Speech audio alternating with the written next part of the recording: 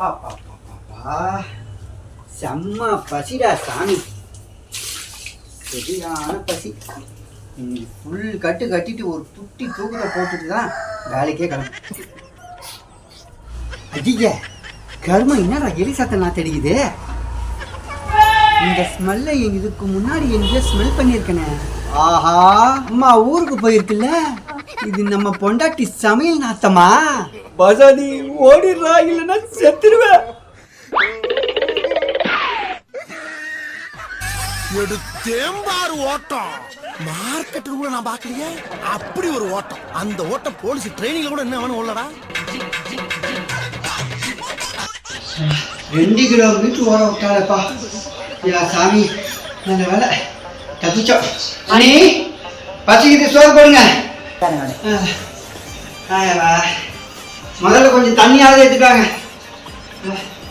என்ன தம்பி, அம்மா ஊருக்கு போயிருக்காங்க, உனக்காக உன் பொண்டாட்டி வீட்டுல சமைச்சு வச்சிருக்குது விதவிதமா. அங்க போகாம இங்க வந்திருக்கீங்க.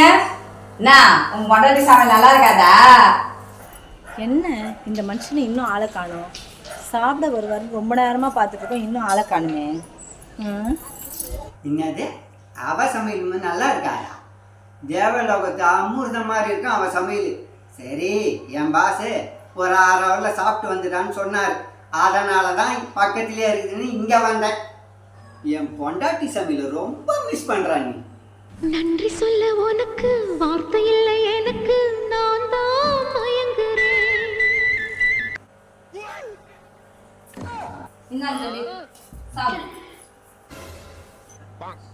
அண்ணே தட்டில போடுவீங்கன்னு பார்த்தா ஏதோ பாசல் மாதிரி எடுத்துன்னு வந்து வைக்கிறீங்க.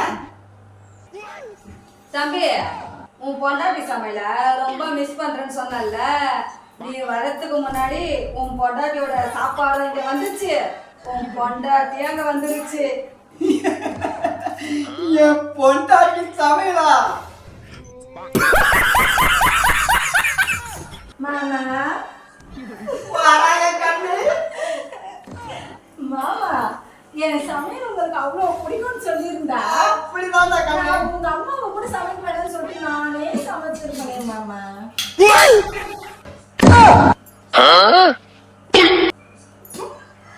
சூப்பரா இருக்குமா?